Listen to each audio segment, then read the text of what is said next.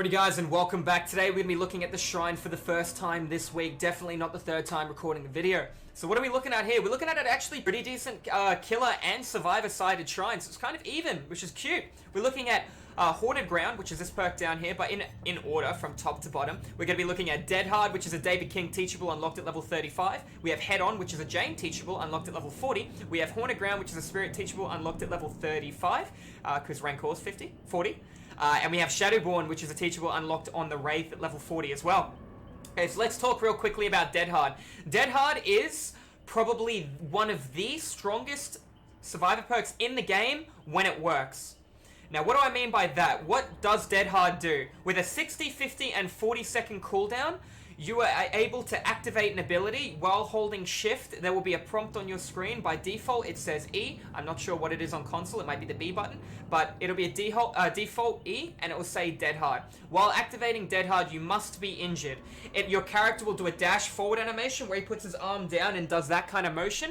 He will dash forward a few meters, and he is invulnerable to damage for 1 second, which is the duration of Dead Hard. Therefore, if a Billy's about to chainsaw you, you can Dead Hard through a throwing axe from a Huntress, through the Deathslinger's chain, through a chainsaw from Leatherface. You are immortal for that 1 second. That sounds really strong. It has a 40-second cooldown. It only comes back when you're on hook, when you're on the ground, or when you're walking. While you're running, it will not regenerate over time. So why is this not the best perk in the game? Well, Dead Hard has an issue with dedicated servers. Now, on PC, we have something referred to as a dedicated server, which means you connect to a stationary place where another player connects to. Rather than connecting to peer-to-peer, where the killer gets almost zero ping, if not zero ping, and then we play off the killer's ping, we're connecting to a middle ground. Now, more often than not, when I use Dead Hard, I find that my character does the animation, the killer hits me, and I go on cooldown for Dead Hard. There'll be a love heart on the far right-hand side of your screen saying you exhausted yourself, you did Dead Hard, but you still got hit through it. That is because of lag on a dedicated server. The killer never saw you actually activate that animation. So you have to use Dead Hard about 0.5 to 1 second earlier than you normally would when the servers are being a little odd. It might sound really silly to you, but when this perk actually works, it allows you to bait out pallets, bait out jungle gyms. Like you could Dead Hard for a pallet that the killer's going to lunge at because you know he wants the pallet, and then run another loop on it. Then run past and go through a window, reset Bloodlust. Now the killer got nothing out of it because you Dead Harded. You know, you can hook save a guy off the hook and the killer is going to hit you twice, and you Dead Hard through your teammate, and then he hits the guy with borrowed time. Like, there are so many good ways to utilize Dead Hard when it works.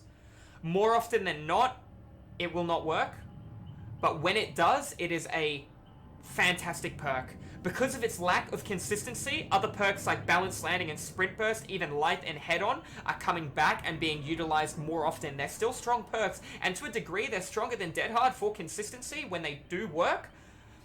But even though Dead Hard works maybe 1 in 3 times or 2 in 4 times, I still really highly value this perk. I do recommend leveling up David King after you have a bit of practice in Dead by Daylight if you want to learn how to run from the killer, but that is the only good teachable that comes from David King to enhance your looping or survivability. He also comes with a perk at level 30. David King is a free DLC, so he's not even a DLC, he's a free character in the game, so you don't have to worry about purchasing him. He also comes with a perk at level 30 called We're Gonna Live Forever, also known as We're Gonna Farm Forever, a decent perk to get additional blood points throughout the trial, allowing you to level quicker. So leveling David isn't a bad option. It's level 40 perk, no mither, we're not going to talk about that. But, Dead Hard, I would personally buy this out of the shrine if I had a brand new account on Dead by Daylight and I was just about to start playing. Because you have to save up your shards, which you're going to get every time you level up your character. And I'd buy Dead Hard, that way I could put my blood points either into Megan, into Nia, into Feng Min. That's what I recommend for the new players, but I would put them into, personally, because I've got a lot of experience in DBD, I put it in into either Megan or I'd get Jake to level 30 straight away, try and get Dead Hard 1 and use his Iron Will. Because Dead Hard, while you're injured, you can activate this really strong ability which allows you to defend yourself from the killer. Therefore, you don't really want to heal as much. You also have Iron Will to counter the fact that you're making a cry. So rather than wasting 32 seconds to self-care or 40 seconds against Sloppy Butcher, that is time you can apply to an 80-second generator. So it can be really useful. I've taken a little bit of time explaining this perk, so I hope you guys understand how good Dead Hard really is when it comes down to the wire and using this perk. Definitely give it a go. Highly recommend purchasing it. Now, the next perk is called Head On. Head On is a very interesting perk, okay? What does Head On do? It allows you, once you jump inside a locker, after you wait 3 seconds, your character will jump out of a locker. They will do this animation with this in front of them. They'll jump out and do that. As a killer main, you can physically see this indicator, right? Generally, people with quick and quiet and decisive strike tend to run this perk more than other people, okay? So when a guy jumps in a locker, they need to wait 3 seconds before they can activate the ability. So what's going to happen is you're going to come over to the locker. If you didn't make it in 3 seconds, you want to walk in front of the locker, then walk out of line of sight. He's going to jump out and do that. There is a cone that comes out of the survivor about like this, which stuns the killer for 3 seconds, okay? It has a 60, 50, and 40-second exhaustion time. That gives the survivor enough time to run away and do something else. So keep in mind, the stun is no longer reduced by enduring or by fired up. There's no way to reduce the stun. So what people can do is jump in a locker for 1 minute of immortality with DS, force you to DS them, then jump back in the locker, then jump out of the locker and head on you. And now they've kept you stunned for 5 seconds from DS, 3 seconds from this too, plus the grab animation. You've been stunned for about 10.5 seconds, including the grab animation as well. So that's pretty rough, don't get me wrong. But sometimes it's good to eat it, take it out of the way, because now you know she doesn't have Dead Hard, she doesn't have DS, she's most likely going to throw pallets quicker, she's in the middle of the map, another guy's on the hook, another guy's on the ground, so you're still forcing pressure elsewhere, while this girl has no more resources, so she's going to have to throw pallets, or she's going to most likely panic when it comes to her jungle gyms. But we should be talking about the survivor side of the perk. So it can be good for a basement save. When you go to the basement, there are 2 lockers at the front of the basement. You can get in the front locker, and if the killer comes down the staircase with the guy on the shoulder, you can jump out of the locker, head on, stun him, and both get out without even needing to save from the basement hook. So it can be really good in the right situation. It works with inner strength as well, allowing you to heal in a locker. It also works with quick and quiet to get in a locker faster. It's not a bad perk. Would I buy it? Probably not, no. There are too many better options. When Dead Hard is an exhaustion perk and Head On is an exhaustion perk, I would take Dead Hard over it, unless I was leveling up Megan and I was going to use Quick and Quiet to make a Head On build and then get Inner Strength from Nancy, etc. Moving on to the next perk, Hex Haunted Ground. This is a really great perk.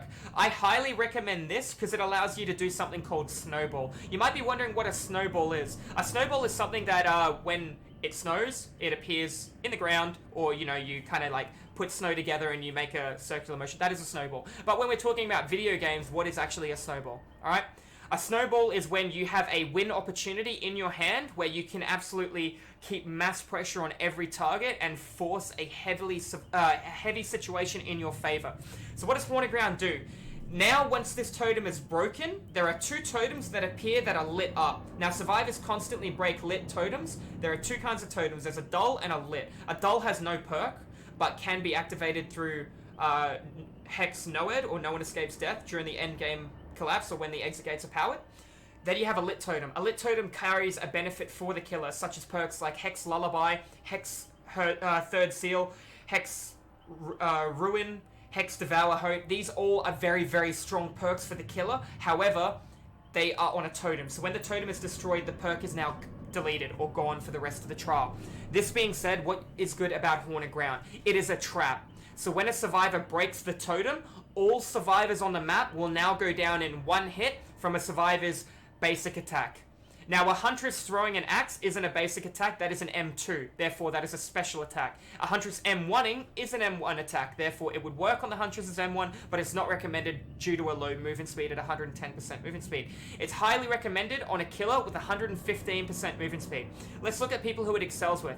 Obviously, by default, it excels with people like the Doctor, because the Doctor can cancel and build Bloodlust and stop you from using windows or pallets if he knows how to use his ability. So it is one of the best perks in the game for the Doctor, much like Devour Hope. It is good on a killer that can remove their heartbeat, therefore Ghostface, Wraith, and Pig. It allows you to be able to come up behind targets, maybe you know where they are through discordance information, and get a double down 1, keep pressure on the other guy due to the fact you have lethality. It lasts 40 seconds, 50 seconds, and 60 seconds at tier 1, tier 2, and tier 3. Much like Make Your Choice, as you can see, it gets stronger per tier by an additional 10 seconds, which is a very long time in Dead by Daylight. I do recommend this perk a lot for weaker killers like Clown, people that have to hit a survivor more than once, people that can't defy forms of defense from the survivor, like a spirit, like a spirit, like a nurse, I wouldn't say Billy, but, you know, the Billy has an instant down on hand. But, you know, the nurse can blink through walls, the spirit can bait out and moonwalk and do credible mind game plays.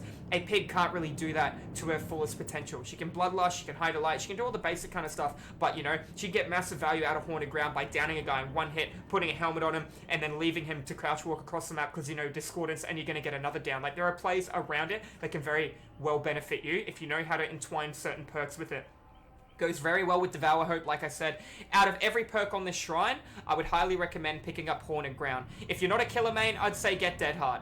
Normally, if this was like a really god tier perk, I would say buy it. It's a good perk, okay? Remember, they need to break the totem for it to activate. And if they know you have Haunted Ground, they're not going to break it. If they have Ruin, you know, sometimes Ruin's not enough for them to want to break it. That's why I like running Haunted Ground and Devour Hope with Thrilling Tremor and Pop on certain lethal killers. Like, that's a very good build for Clown. That's a very good build for Spirit. It could be very devastating as well. It'd even be good on Nurse if you wanted to run it on Nurse. Personally, I prefer Surge, Surveillance, Barbecue, and Corrupt Intervention on my Nurse, but still. Now, the next perk we're moving on to is Shadowborne. What does Shadowborne do? It increases your field of view. It also removes fog to a degree. It doesn't delete fog. Fog will always be there, but it makes the fog much more clearer. Rather than that, you know, grey smudge on your screen, you can see more pixels in it, allowing it to be easier to see through. It also increases your field of view by, I believe, 9, 10, and 12, in terms of you're going to be able to see more on your screen, and you can react to slight little movements. You know, when you're on top of the harvester in the cornfield, you might have much better field of view. This really enhances your visual indicators and line of sight. It's a fantastic perk, especially if you struggle to see all the little scratches and movement survivors do. However, it is outweighed by a perk called Monitor and Abuse. Monitor and Abuse does the same thing, but lowers your heartbeat by 8 meters. When you're in chase, it increases your heartbeat by 8 meters. So Shadowborne is nice, don't get me wrong. The issue with Monitor and Abuse is some people get really turned off because when you see somebody on Monitor and Abuse, you lose the field of view and it tunnel visions right on top of the person. It zooms straight in so you can see where they are. So that can kind of throw people off with their depth perception with a Nurse, for example. Do I recommend this perk? No, I do not. It could be good on a Huntress, it could be good on a Nurse, but I still think there are better perks that outweigh it severely for the late game when you're versing very good survivors.